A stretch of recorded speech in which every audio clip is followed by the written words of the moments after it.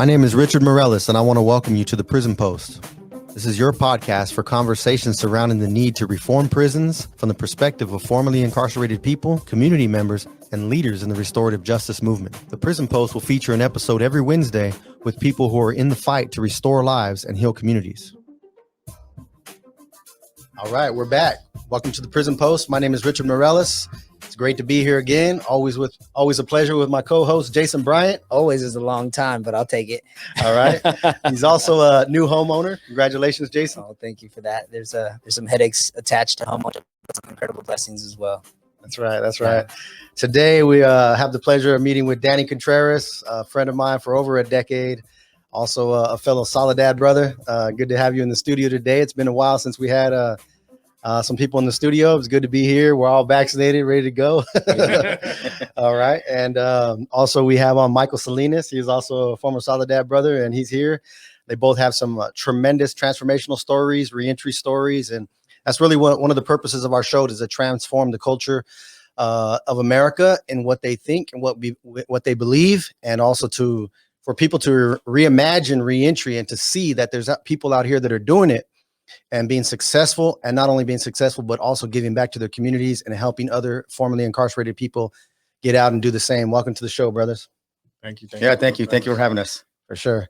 So I want to give a little introduction. It might take a second here about Danny and Michael, but I think it's really important for people to get a little feel in the beginning of the show for all of our guests. So Danny has a bachelor's degree, Bachelor of Science in psychology, multiple certifications as an alcohol and drug counselor.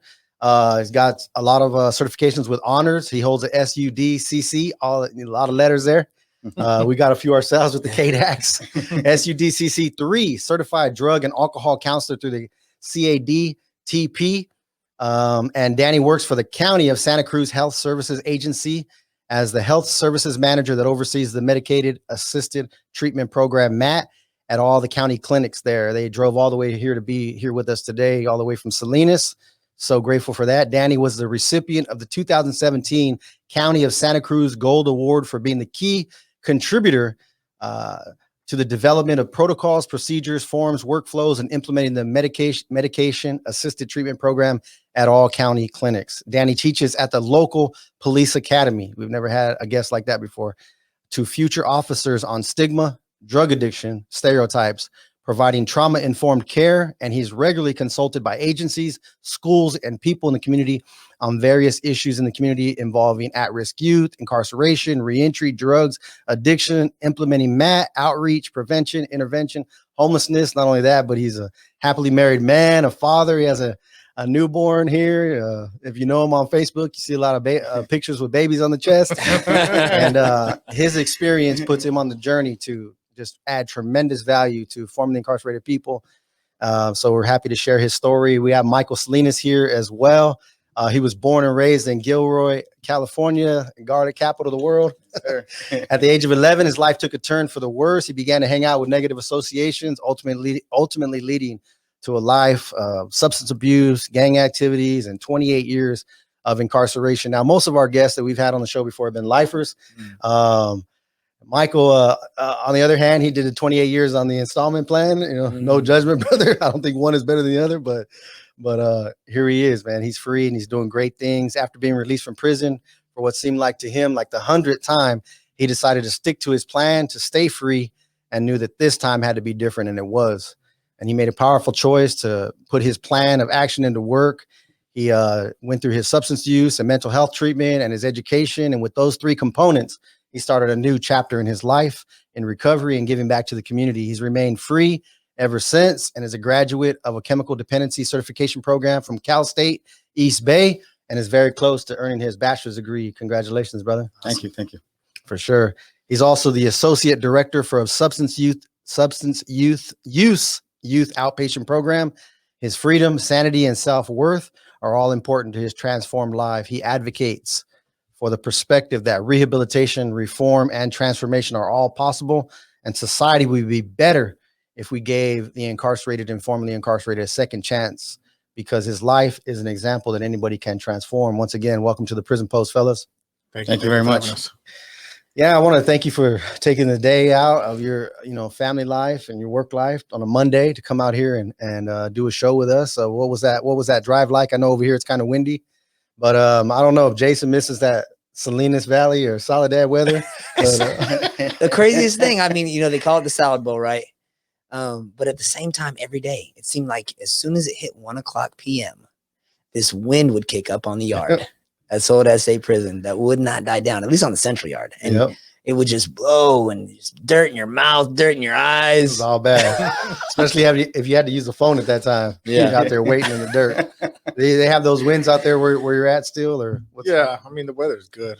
It's cool, hot. We get everything all at once. I think us all when we coming up here, but like all of a sudden we got allergies up here in Sacramento. Yeah, lots of trees. Yeah, we've got a whole bunch of pollen going on around this area. Yeah, that's yeah, definitely outside. It was pretty windy out there. The guy had a blower too, but it's great to have you guys here, man.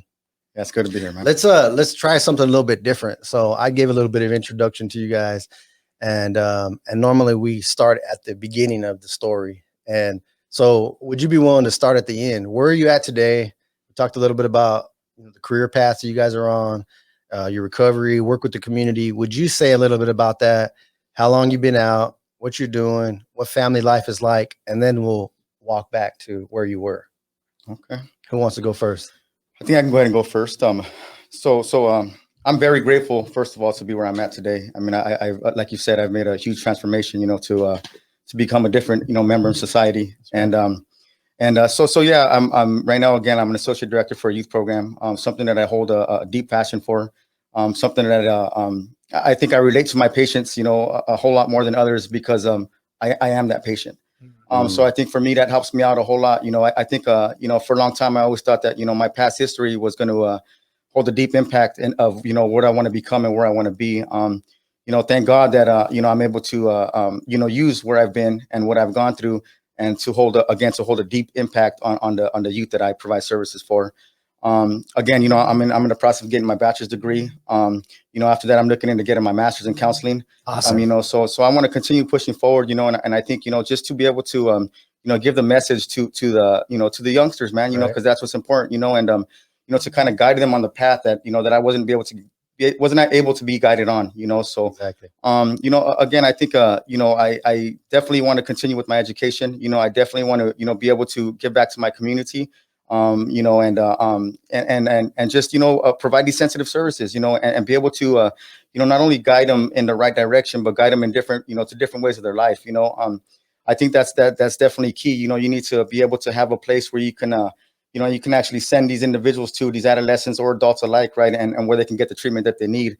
I think that's very important in any type of, challenges or whatever you got going on in your life. You need to be directed to the right places to go in order to get the services that you need.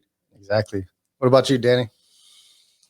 Man, I feel blessed, man. No matter what, everything that I've been through to be where I'm at today, like I always tell people, I never could have ever imagined that I would be where I'm at today. Like, I thought I'd either be dead or in prison for the rest of my life. And, I always get people asking me, like, how do you do so much? Mm-hmm. And I honestly, I don't know, but I know this. I know, like, the same way that we were in the streets hustling and running around and doing crazy stuff, like, we had drive, right? We were doing it all for the wrong way. Right. And so when you start flipping that around, when I was a little kid or a teenager, selling drugs and stuff like that, and people were paging me when we had pages. They don't have that stuff anymore. I'll go out there at 3 a.m, 2 a.m, do something, and slang some stuff here and there. And like, that was sacrifice, even though you were doing those things like for good. If you can do that for good, whether that's studying, whether that's going to community events or volunteering and stuff like that, like the rewards are a blessing, man. You transform the hustle. You transform the hustle exactly. to something positive, you just flip that around. And I think like that. And how would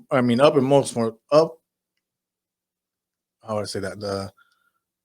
The utmost importance, I would say, is for me, it was God all the way back then to where I'm at today, Exactly. and I can't give that to nobody else. That's through Jesus Christ, right? I may not be the most perfect person in the world, but I know that that's the only way that I've been able to get ahead and do the things that I need to do help people out and to look at my own life and my own self and say, yeah, I need to change that, Right. you know, or I need some help in that area. And going through whatever little programs and things like that. I mean, and the same thing, like Mikey said, I keep calling him Mikey. I'll call him Mikey. That's no matter okay. what. That's okay. You know, at work, it's a blessing, man. People don't know the stuff that we've all been through, right? They might hear things and get a glimpse from things, maybe even the show later on. But when you were real and live in front of them running a group, whether it's an SUD group or any kind of group, and you get to have that real, because this stuff is real. Like the stuff we've been through is real. The hurt and the pain that we've been through is real. Absolutely. That trauma we've been through is real. All the family stuff, we all had to deal with that stuff at some point when we were incarcerated or when we got out, and we're still dealing with some of it. Some of us, you know, still learning and growing. But when you real with that stuff and you start transforming your life, like you can give that back to somebody else. You know, I always say this saying, hurt people, right? But the other part is healed people, heal people. That's right. Right. And so when you start getting that healing for yourself, it comes across genuine that nobody else can connect like you can connect.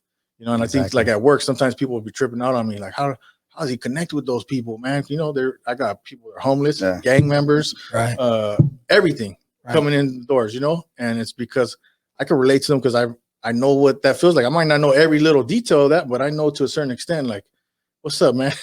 You need somebody to treat you like a human being. You know, some people, some people always talk to people like this, you know, talking at them. Yeah. Talking at them instead of talking like this. And there's a difference, right? You talk to people like this, you're going to get some bad reactions eventually, you know, especially if somebody that ain't dealt with their stuff, right? I always tell them at the clinic, like if this water bottle is full and it's got all trauma, I ain't got no help, whatever it's my mental health, my substance abuse or whatever, stuff like that. And I'm going around shaking this up because you're shaking it up because you're talking down to me. This water's, if it's full, it's going to come out. Right. And that's why you're going to get cussed out. That's why somebody's going to yell at you. And you're going to think, oh, it's all that person's fault. Let's call the police on them and ban them. No, they're here because they need help. Exactly. And we need to help them empty that out in some healthy ways, you know, whether that's going through therapy through our integrated behavioral health, or whether that's getting some drug treatment, or whether that's getting some job training, whether that's, you know, we don't know what walks in the doors, what's happened, just like a lot of people don't know what's happened to us. Sure. You know, and fortunately, a lot of us have done that work and we've poured this out, whether that's through some self-help, through God, you know, through other avenues or a bunch of those things. And we've got those help that we needed. And people need to know that they can get that help too. And we got to be able to talk to them like a human being, man. Some people just don't know how to do that. And so I think that's where I've been able to excel at work and in the community, is because I've been able to do that, whether it's adults or youth. You know, I just go in there and try to keep it as real as I can and raw and uncut, and bring everybody, all whatever friends that have changed their lives with, like, come on, let's go to the school district and talk to these kids, or let's go here. You know, so I think that's been a big thing, you know, to be able to connect with people. So, something you said, Danny, struck a chord for me. You were talking about the blessings. Like, it's such a blessing. And for me, one of the things that I've wrestled with, and a lot of us who had life, you know, you don't want to go into the board with the type of attitude, like, I got freedom coming, like I deserve this. Right. And I ask myself sometimes, like, with all these blessings we have, with these opportunities out here, you know, do I deserve it? Right. And the answer is no, because the trauma that I caused through my choices, right, left lasting scars on my community, on my victims. But on the other side of that, because of my commitment to be a healing person, I'm worthy of the opportunity. So I might not necessarily deserve it, but I'm worthy of it, right? Like, and I think that was very instructive for me.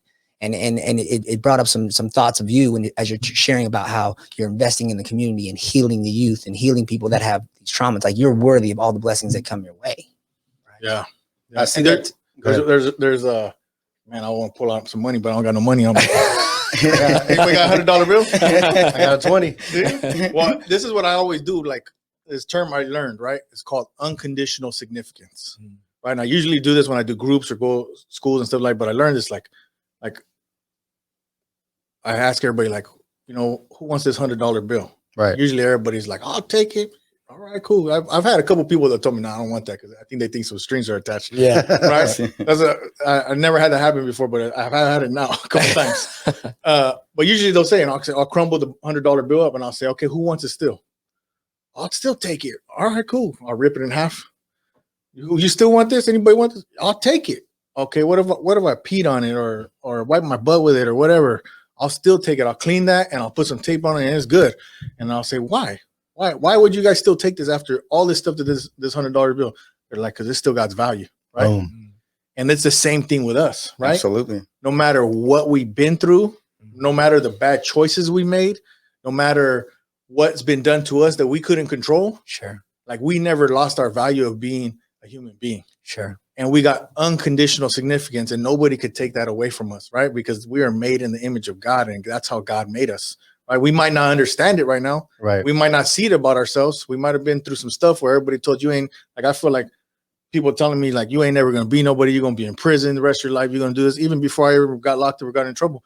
Like sometimes you start believing that stuff and you start living that out. When you don't have value for yourself, you don't value nothing else, right? Sure. Right. And if you're hearing that constantly, if a kid or adult, and that's all you ever do, like you start acting out those behaviors subconsciously and whatnot, you know? So you got to know that you have value, and that unconditional significance applies to everybody because we're all human beings. There's another saying, you can't give what you don't have, right? So, Right. Yep. so how can you give someone else, you know, an invitation to recognize their value if you don't have it for yourself first? Yep. Right. That's I love what you're sharing. I mean, both of you guys, you use words like love and service and passion. And I think the difference that sets some of the work that you're doing apart is some people do it as a career. Like that's just what they do. They go to work, but you're doing it as somebody, like you just talked about, with value and your Christianity. And when Jesus in the Bible says that he looked on the multitudes and he loved them, and he didn't, and it didn't have anything to do with what they did or what they didn't do or their past or whatever. He just loved them. And that's probably the best perspective to help people become the healers, get their healing, and then become the healers, is to love them and to recognize their value, talk to them about their value, lift them up. We used to have our Soldiers for Christ softball team on the yard, and we say there's two types of people in this world. They're lifters and they're leaners. You get around a leaner for 5 or 10 minutes, you want to get away from them because all they're doing is just pulling you down. Like the old story of the Mexican crabs, you know, they try to get out of the barrel and the other one swipes their leg and pulls them back down. But and then they're lifters, and our team used to say we're all lifters, no leaners.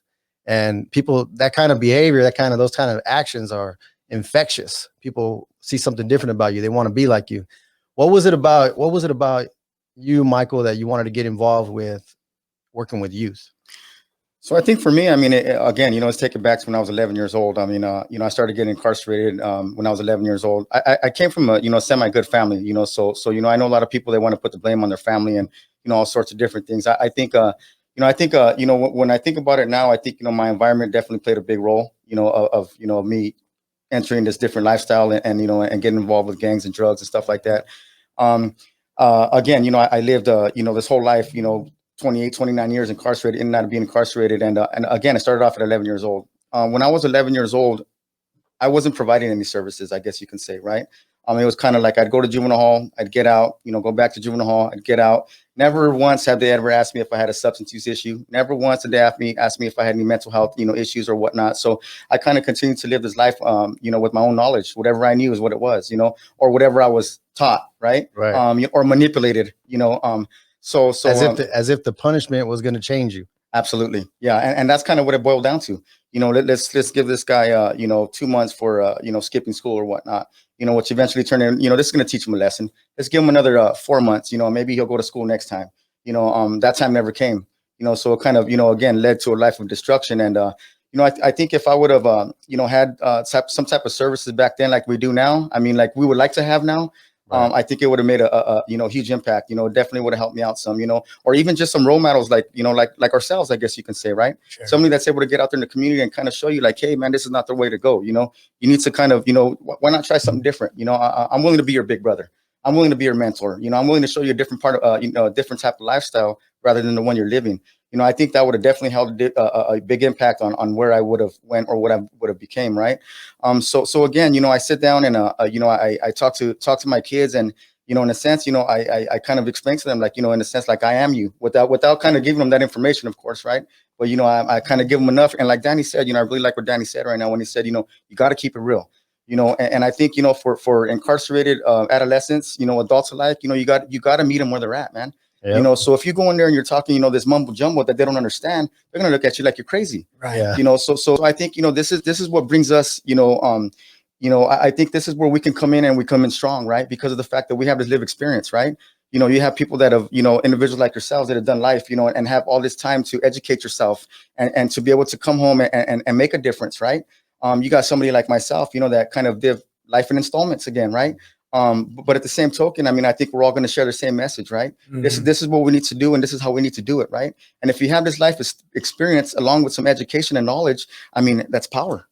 Heck yeah. Michael, do you ever experience like resistance? So, I mean, we do our best to meet people where they're at, but sometimes there are those individuals that tough nut to crack.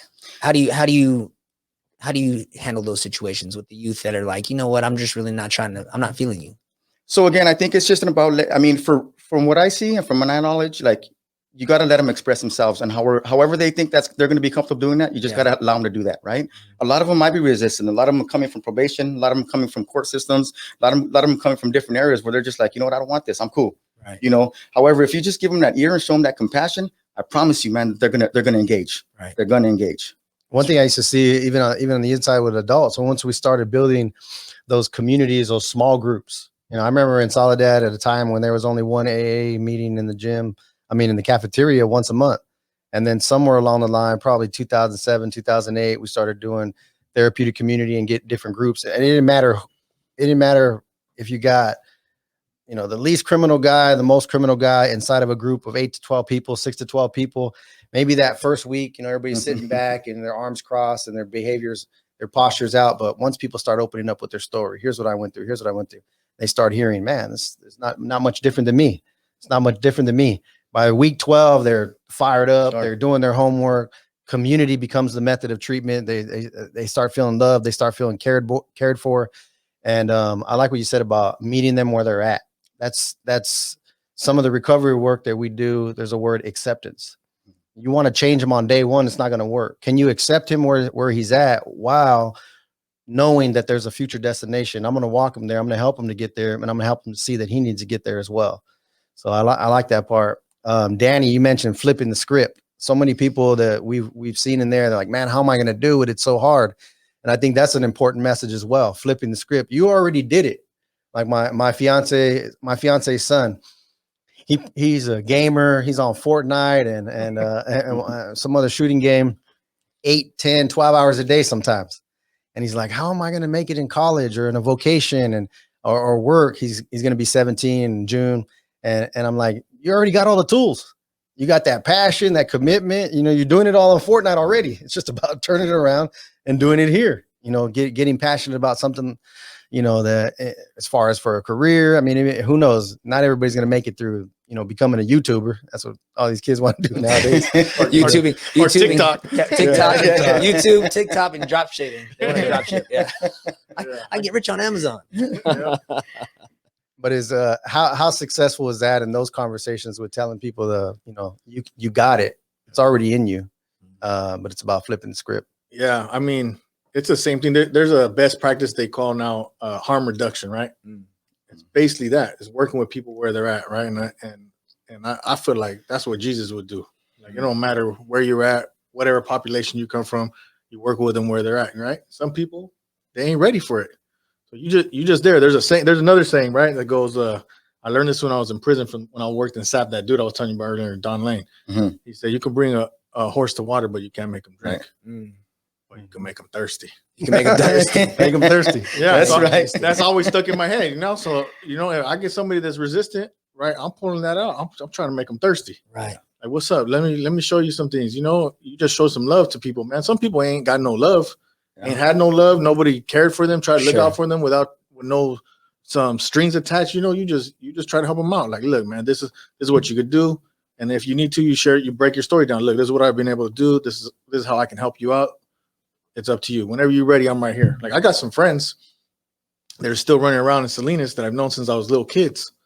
They're still getting high and running the streets. Mm-hmm. I'm gonna be 40 in July. They're almost 40 or maybe a little older, you know, and I just tell, whenever I see them, they're like, send me some money, give me this. I just got out of jail again. Like, all I could do is show them love. Every time I see them, all right, well, look, here's my number. You know how to get a hold of me. You know how to contact me through Facebook if you don't got no phone or however you need to get a hold of me. I'm here for you. You just got to show people that genuine concern and make them thirsty. What do you think? What do you think about the use of incentives? When I say that, I'm thinking about like CDCR and some of these new things that have come out as far as like you can earn time off by attending programs. What are your thoughts on that? Oh, I think that's great. Man, I wish they had that when I would have came out at 25 or something with my hair still. Yeah. You know, but I think that's good. This is something that I do at work, right? It's been pretty groundbreaking. We call it contingency management. Okay. Right. So there's an incentive, right? They can get gift cards if they test negative for certain amount of times of drug screens and stuff like that. And it's been proven to work. Heck yeah. Right. And so I think that's great. I mean, I wish we had that when we were going through the pen, man. Yeah. And no incentives equals little hope. Yeah. There's no hope, but that's even better. You know, that gives somebody some hope. That gives them something to get blessed with too. You know, it just inspires you to go a little more. You know. Right. And we use that with the kids as well. I mean, and it seems like it works great, man. You know, they got something to look forward to, right? They got something like, you know, if we do this, you know, this is what we get in return, you know, or what. Give us an example. So for instance, if we got a kid that you know, again, you know, the test, I think that's a big one, right? You know, because we want to, of course, we want to get these you know, these adolescents clean and sober, right? So for them, it's kind of like, you know, they're struggling, and you know, we started this incentive program as well, and you know, so every time they get a clean test, we give them a you know, gift card of $20, $30, you know, but these are things that they've never gotten in their entire lives, right? Nobody's ever given them something for doing something good, right? It's usually like, oh, mom, dad, you know, I got an A. Oh, okay, that's fine, son. You know, we'll talk to you later about that. That's what you're supposed to do. You know, so they feel good about it, right? Makes them feel good. You know, you feel good about it, and it just seems like it works overall, man. It's been good. Yeah, and it's not a foreign to other adults. I mean, you go to work, you get a paycheck. That's your incentive. Yep. Pretty much, yeah. So you're building that in as well. Danny, I remember you walking the corridors of Soledad. And, you know, you've already mentioned Jesus and your faith a few times. You know, I know Jesus as well, but I remember you walking the corridor. I had that glow talking about, hey, trying to get people to write stories for your book. And we'll get to that in a minute. But you got an interesting story that's connected to somebody that we probably all listen to every once in a while. I know Jay does. I do. Maybe you still do. But Tupac. Yeah. So how is Tupac, Picture Jesus, rolling, and Tupac, Jesus, and your story all connected? Man, that's a little bit long, but I'll try to make the short version. Well, So you know, I was on probation or high control probation in San Luis Obispo County, Paso Robles. At what age? And from 15 to 17. Okay. And I had left the county because they told me if I didn't get in trouble for like a year that they would let me off probation, but they didn't keep that contract or agreement, right? And I was still doing things. I just didn't get in trouble for a year, right? And I got kicked out of school. I got into some kind of altercation, some fights and things that happened, and for some reason I should have got arrested and went back to juvenile hall, but I didn't. And then I ended up leaving. I went back to Salinas. And my homeboy's mom, Joe Mireles, his mom, Cindy Mireles, she just passed away not too long ago. She gave me a Bible, right? When a couple of my homeboys were taking me back up to Salinas, she gave me a Bible and she said, "Here, Emil, I want you to have this." And I was like, "Man, I don't really want that. You know, I'm cool. I don't need that." But out of respect for her, I took it, right? And my other homeboy Hugo had a book, and I just recently bought it again on Amazon just to kind of go back over some stuff because we're writing my book and some of that stuff's like backtracking some what's the name of it? I think it's by Vibe. Okay. And it's like breakdown of Tupac's life and it's written by like Quincy Jones or something. I'll screenshot it to you guys. Okay. But I started reading that, right? I never really read no books, right? Well, actually I started reading the Bible, right? No, it was the book, the Vibe book. So I started reading that, right? I listened to Tupac, all that stuff. I started reading that, and there's a part in there where Tupac's incarcerated, and he's not on no drugs. He's like searching out spirituality or religion, and it had it in there that he read the Bible, right? And I was like, what? Tupac read the Bible? That's not in any of his lyrics. Yeah. So, and then he had something in there that only God can judge me. You know why he got that tattoo from Revelations 20:13 to 15. So I was like, oh, that made me pique my interest. I'm gonna crack that Bible the homie's mom gave me. I pulled it out, read it, you know, and said everybody's gonna come before God at the end of the world, and they're gonna stand there, whether you small or great, rich, poor, don't matter who you are, you're going to get judged. And if your name's not written in this book of life, you're either going to go to heaven or you're going to go to hell. And it felt like God started speaking to me when I read that, you know? And so that's really the connection. So I was like, okay, spooked me a little bit. I was like, I'm going to start reading this Bible, try to figure this out. I went Matthew, Mark, Luke, and I was like, man, this stuff's stupid. I can't keep reading this. So I just read Revelations, and that scared the hell out of me. And I closed that Bible. and then 2 months later, I got busted for the murder, you know, and like that's really the connection, you know. It gave me a route where I started reading, and it felt like God started speaking to me. And that eventually catapulted later on in juvenile hall, where I ended up getting saved or committing my life to Jesus Christ and making some changes, you know. So that was the connection, was that.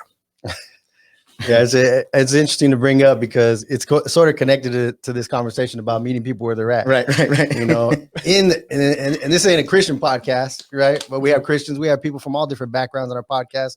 We're willing for anybody to share their transformation story. But in there, he had somebody speak through a donkey.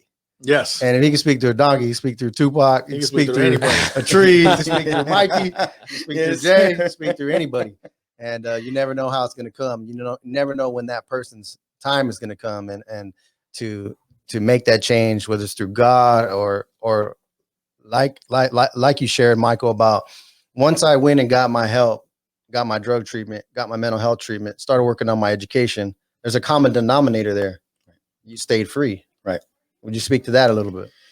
So again, I think, you know, at least for myself, right. And I think, you know, this might, you know, for a lot of other people might be the same. I think, I think for a lot of people that have been incarcerated, you know, that, you know, have gone through their lives without even knowing that they have a mental health issue. Right. You know, we come out, well, at least for myself, right. You know, again, like I said, I did life in installments, I guess you can say. Right. So a lot of times that I came out, I wasn't aware that I had a you know, mental health issue. I wasn't, you know, I knew that I had some type of substance issue. Right. But the mental health component, I didn't have no knowledge of that happening, or, you know, that was within me. That's probably pretty common too. Oh, absolutely. I mean, I deal with, you know, dual diagnosis, you know, all the time, you know, somebody that it's just, they come hand in hand, you know? So, I think, you know, coming home and being able to get into substance use and then getting referred to you know, to a mental health therapist, and, you know, getting diagnosed, I was diagnosed with PTSD, and I was told that this, you know, that this came from, you know, from incarceration. You know, from the things that happened while I was incarcerated, you know, spending years in the SHU, you know, spending, you know, in isolation, you know, and just seeing, you know, all the violence that happens, you know, within the prisons. And you know, so I think, you know, once I was able to deal with that and kind of get like a better hold on it and an understanding of it, right, you know, kind of helped me out, because in the past, you know, I identified everything with substance use, right? So when I came home and I'm running around with guns, I'm running around with drugs, and I'm paranoid, I'm thinking, well, you know, hey, I'm loaded, right, you know, and that's what it is. So this comes with that territory, right? I'm paranoid. I'm, you know, isolating. I'm doing all these things because of the fact that I'm loaded, you know. So finally, when I got sober and you know, I still felt the same things that I felt when I was under the influence. I knew that there was an issue, right? So again, I got referred to behavioral health, and you know, got diagnosed, and you know, started working on myself that way, and it helped me out, you know. And then the education got involved. You know, once I was able to stabilize, you know, I had people that you know, that were willing to give me that chance. You know, people that seen something in me that I didn't see in myself. You know, and that was you know, that was definitely an eye opener for me. You know, I you know, people would, you know, staff members would come and like, man, you got some good communication skills, man. Like, you really know how to present yourself. You really know how to talk to people. Why don't you try this? You know, and you know, and thankfully I had some good mentors and you know, people that were able to tell me something positive rather than tell me something negative, like Danny was saying, right? You know, my whole life I've been told that I'm not going to amount to nothing. You know, I'm going to be incarcerated for the rest of my life. And, you know, this is the person that I am. This is who I've become, in a sense, right? So I started to believe that, you know, so I had no self-worth at all. You know, I had tattoos all over my hands, all over my head. And, you know, and because I thought in my life, you know, this is my life. This is it. I'm never going to get any better than this.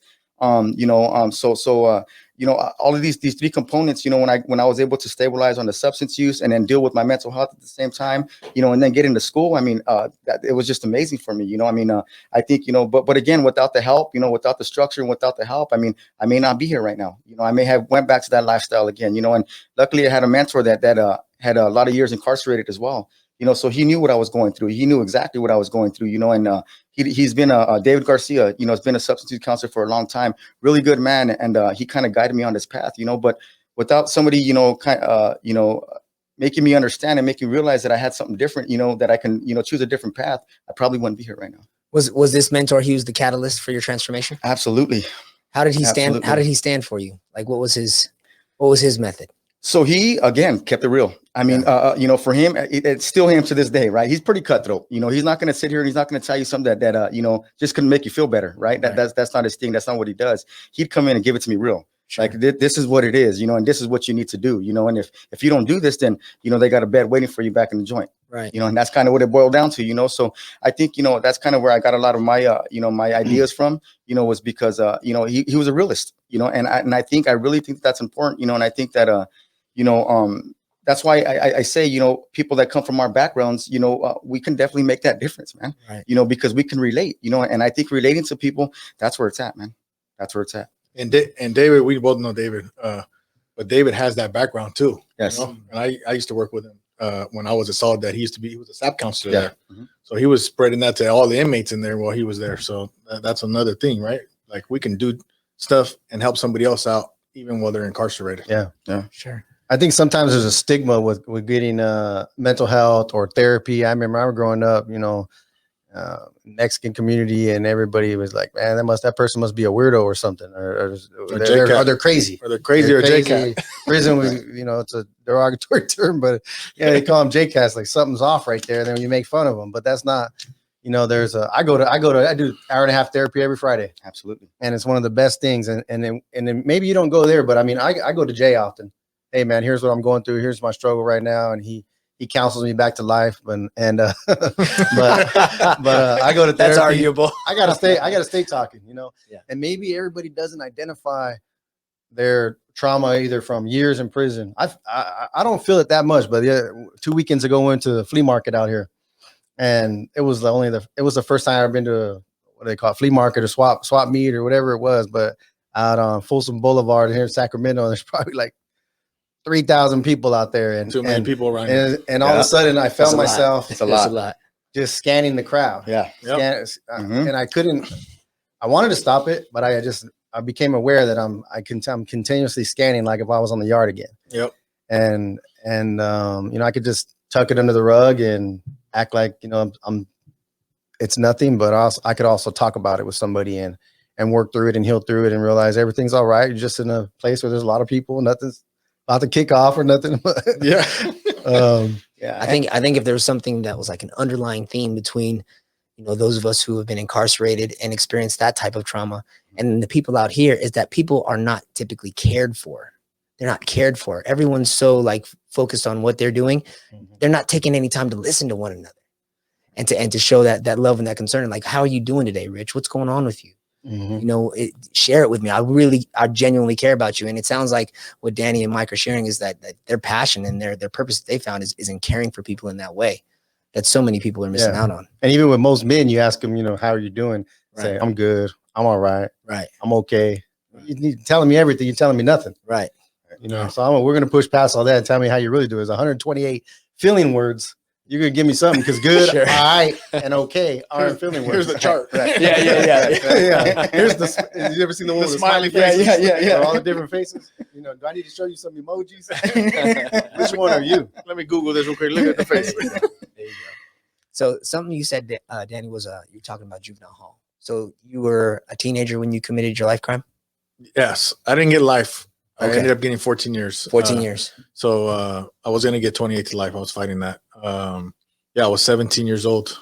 I was on the verge of turning 18. Mm-hmm. And what I tried as adult, fitness hearings, all the juvenile court hearings, all that kind of stuff. So what was your experience like as a teenager when they made that transition and said, okay, it's time for you to go to the pen? Man, it was a process, man. I mean, juvenile hall was a process. I went from juvenile hall. When I got found fit as adult, they sent me to the county to the hole. I sat in the hole for a couple of months, and my attorney tried to get me back to juvenile hall to go back to if I get sentenced, go to YA.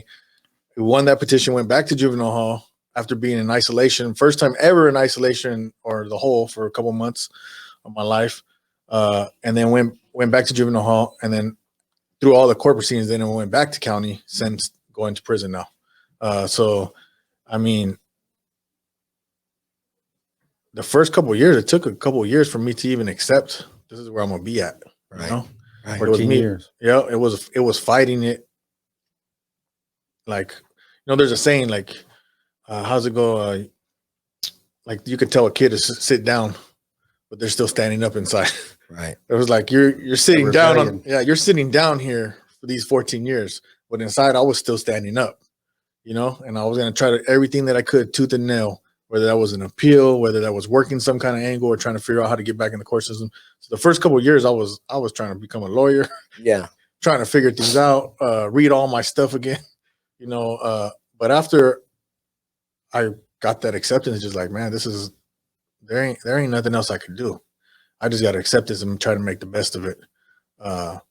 Definitely. I mean, that's a long haul. You don't even know if you're going to get out. No matter if you didn't get a life sentence, Sure. you got 14 years. That's still a long haul. Sure. And you don't know what's going to happen in there. Sure. You're watching people get stabbed. You're watching melees, riots, everything go on left and right. The same thing that you were saying, like when you were getting out, like I had all that when I got out. We were at the Watsonville Strawberry Festival and all these people were around us. I just barely got out. It was like when you were on lockdown for so long, all these months, and you come out and they start releasing the yard, and you feel kind of funny, like, damn, there's too many people moving around right now. There's too much going on. That's how I felt like when being on the streets, Right. and it felt like that at every level and incarcerated too. So I think they have a new term for that now. It's like post-incarceration syndrome. Mm-hmm. Yeah. How did you stay focused? Like in the atmosphere, which is prison, which is so saturated with like anti-socialism, gang politics, race politics. How'd you stay focused? How'd you keep your eye on the ball? You know what? I would say, I mean, I'm gonna throw that all the ways out there, right? It's through my faith. But another huge thing is I had a group of men around my age that all had life sentences or had a long time, right?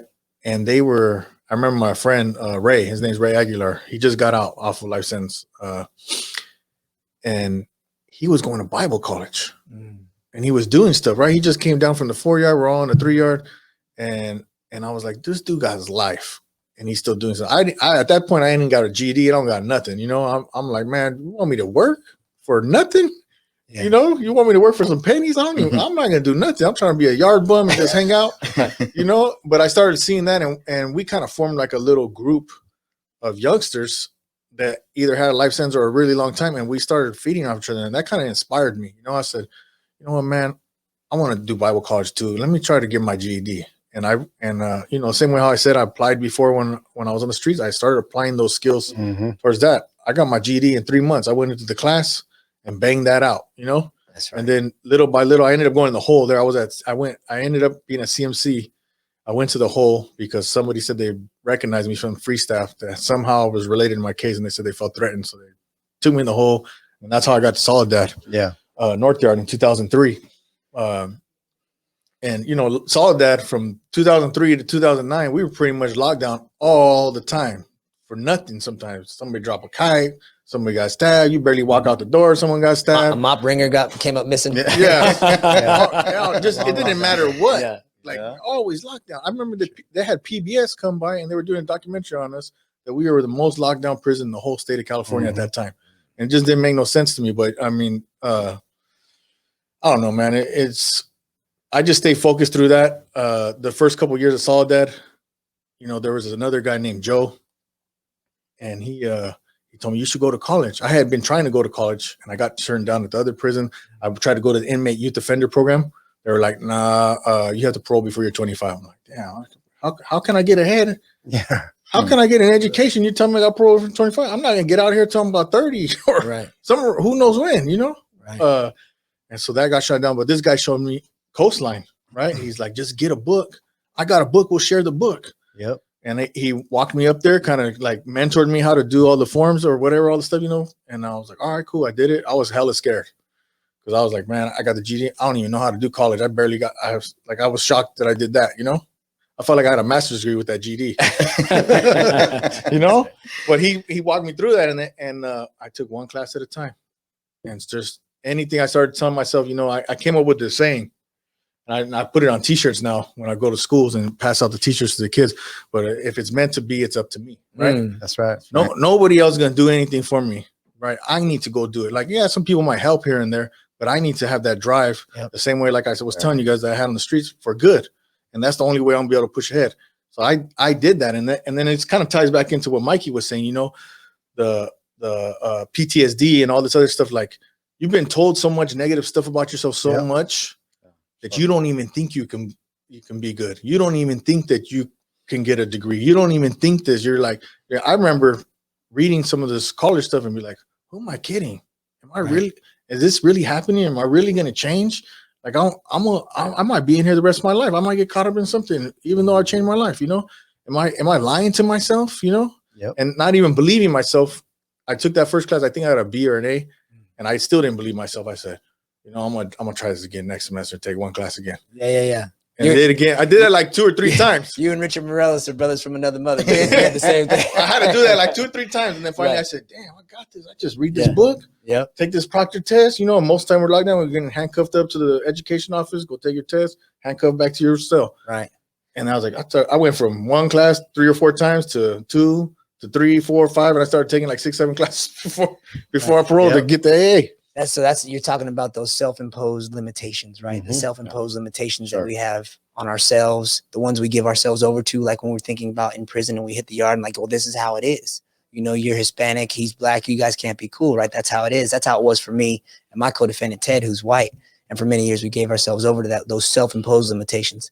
But what about the limitations that we face out here in society? Right. And I want to ask you, Mike, as someone who's working in this field of, you know, restoration and helping people that are struggling, what resources are not made available to people today that create a context of limitation for many of the people that you serve? That's good, man.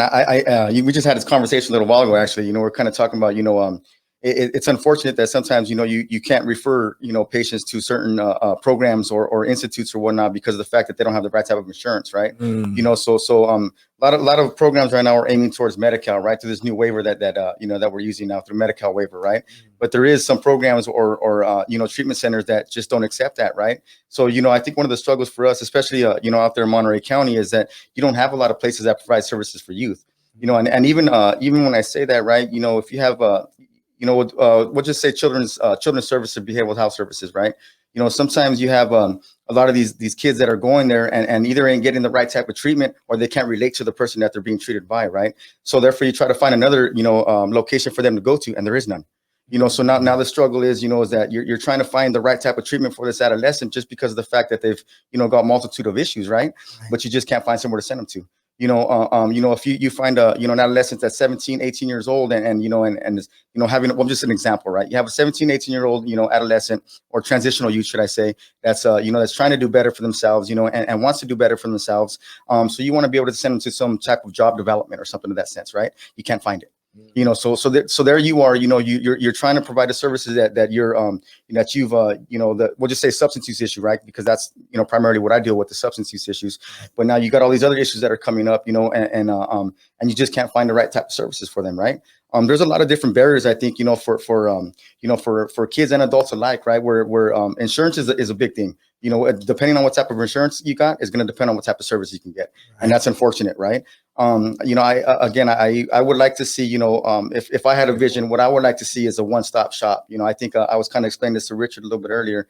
It's just somewhere where you can go and you can have all the services provided for you in one spot, right? So meaning that, you know, you come in for substance use issue, been determined that you might have, you know, maybe some mental health issues. So now you're walking to the next room right next door. You know, you're going to talk to you know, an intake coordinator or whatever it may be, and, you know, get assessed and be able to get those services. Okay, now, you know, we're going to go ahead and send you down the hall right here to our social worker. You know, he or she wants to talk to you for a little while, kind of see, you know, where you're at and where we can do moving forward. Now we want to go ahead and send you to a case manager, right? Case manager is going to go ahead and help you out with getting you, you know, provided these services that you may need or may not need, or housing, employment, all of that, you know, because all of that comes into play, right? Especially when you have a, you know, 17, 18-year-old that you know, has been told the same thing as a life, like he ain't gonna amount to nothing, you know, you ain't never gonna be nothing, and, you know, yet he's striving to be a better person, right? But now, you know, you don't have all the services that he needs. I mean, what's he gonna do? You know, at the end of the day, you know, they get discouraged. You know, people get discouraged, you know. Sure. You know, I'm trying, but yet I can't get that housing. Yet I can't get that support. You know, I don't know how to do my GED. You know, so as a substance use counselor, you know, you want to try to do all these things for them, right? You know, and you will attempt to do all these things for them. But I feel like if you can have, you know, these different providers in a one-stop shop, like I say, that's golden. Right. That's good. That's powerful. Integrated services. Yes, absolutely. With crop organization, I was sharing with you earlier, we our tagline is literally reimagining reentry by restoring lives and healing communities. Yes. And our goal is the first part of our program is leadership development, digital literacy, financial literacy, career training, and then connecting them to employment. And the thing is that all in one place. Right now, we're doing it virtually. Eventually, we'll have housing, a 1-year housing program connecting. Because even on the inside, they'll say, well, we're providing these programs for them to get college or for them to get a career track, but without housing, what are you going to do? Like I've shared before, I come out with a bachelor's degree, headed towards a master's, a job, making a livable wage, and yet everywhere I go to look for an apartment, I'm getting turned away because I don't have the factors that people have. I don't have the credit score. I don't have the 2 years of rental history. So what do? And those are the type of things we like to bring up on this podcast, is because I don't think a lot of people either in government or the average citizen knows those things. They just think like, why can't they get it together? And they're not hearing this part of the story. Right. So I'm glad Jay asked you that question. And then there's a second piece, which we talk about called proximate leadership or proximity. Have you heard that before? I have not. It's like those who are closest to the pain points, like yourself, meeting them where they're at. Right. What about funding for those who are formerly incarcerated, who have substance abuse or mental health issues, funding for them to get trained into careers like yourself, so they're not just stumbling upon it or having the idea one day, so they can get in there? Because those who are the most proximate, the closest to the pain points, the closest to the issues, are the best suited to help those people. Oh yeah, absolutely. I mean, I agree with that 100%. Again, I think what you're doing, that's awesome. And I think it's important for people to know, man, that, I think some of the smartest people that I've met, man, are incarcerated or formerly incarcerated people, and I've seen that, I've become to learn that, and it's just about giving them that second chance. You got to be able to, pave the way for them, and I think that's, it kind of sounds like what you're doing now, what the two of you are doing now is paving that way, and I think, the smoother the transition, the better the outcome. I mean, and that's just the way it is. Sure. People want to be cared for. We're back to that again, right? Absolutely. And it just seems so true. I mean, I've only been out a little over a year now, and it seems so true that the reentry space is really an extension of the punishment model that they use in prison. Everything's siloed. The services are not integrated, and people aren't being cared for. Right. So you got someone coming out with $200 gate money saying, report your PO in 24 hours or you're violated. Right. Find a place to live or you're violated. Find a job or you're violated, right? And it's like, I'm supposed to feel cared for. I'm supposed to feel like I belong here. Like, how does that add up? It doesn't, right? No. Yeah. Danny, back in, let's see, probably about 6 months ago, we had a guest on our show, his former correction officer.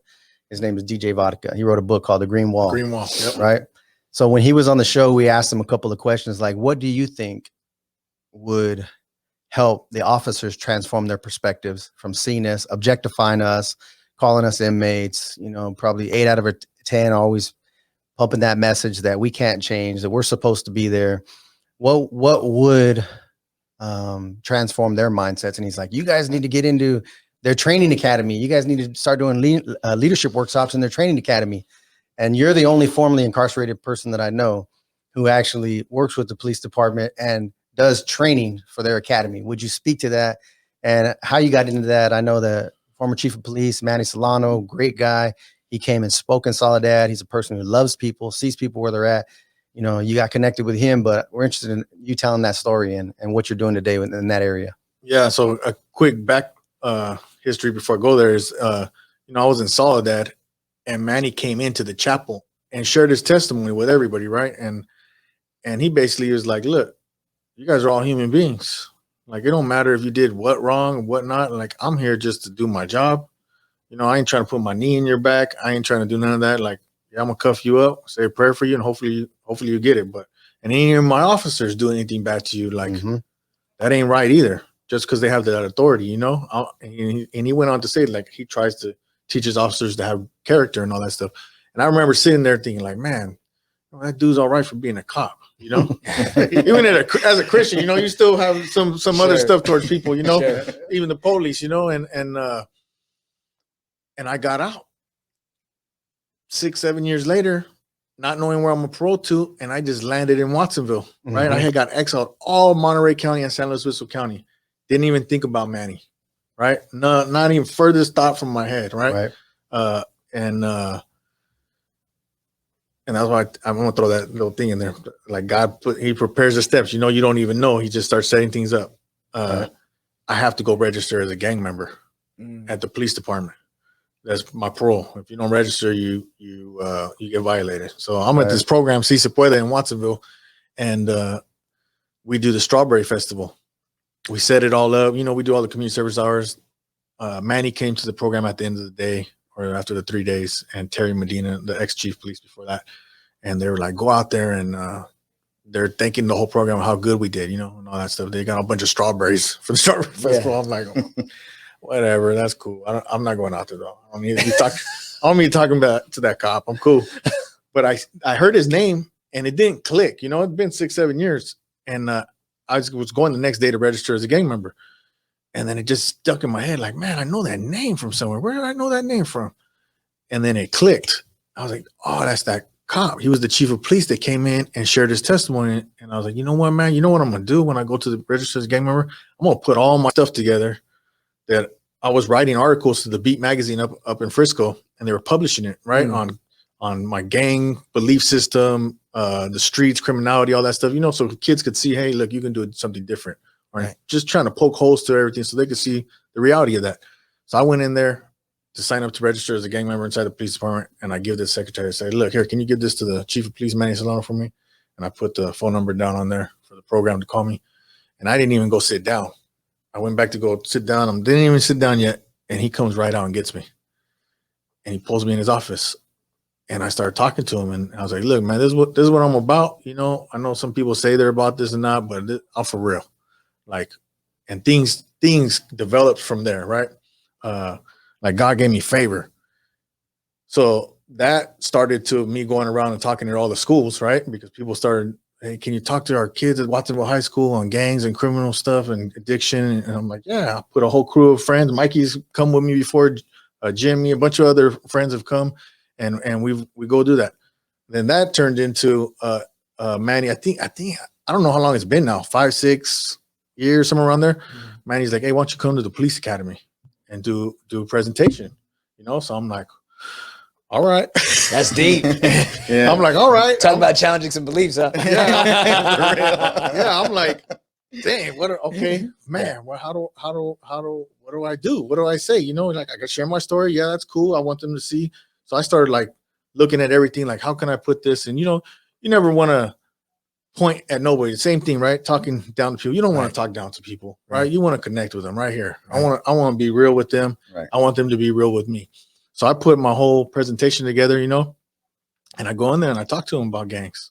I talk to them about my own lifestyle, the things that made me change. That, like, we're not all habitual criminals that we're never going to ever change. Mm-hmm. Like, we can change. Like, there can be differences, and give them this stuff with the water bottle example. Like, hey, people got trauma. People got stuff. I have a little trauma tree that I put up on one of the PowerPoints. Like, you don't know all this stuff that happened, these roots down here with them. Right. You're only seeing these behaviors up here. Right. And I level the playing ground with all of them. I'm like, how many people got family members that are gang members? Some of them won't raise their hands. How many people got family members that have addiction issues? Some other officers raise their hand. How many people got family members that have mental health or this and that? Little by little, not everybody, but people raise their hands. And then at the end, I said, well, how many people have family members or friends that are human beings? Right. And that kind of just levels the playing ground. Right. So we all here. Yep. And then I kind of just share my story with them. And he basically brings me in every time they have a new cohort of police officers before they go through. And some of these police officers are going to Salinas, the Monterey County Jail, Santa Cruz County Jail, Stockton, they're going to different police things, or some, maybe they'll go to CDC later on. I don't know, on their career, but I feel like it's an honor and privilege. Right. And like I said, I'm not talking down to them like, oh, you did this. I tell them straight up, my attitude was like NWA, man. Oh, F the police. Yeah. Right. And you got to understand that, like, some of us were brought up a certain way that you don't snitch, you don't do this, you don't do that. Right. Forget the police. They're not this, they're not that.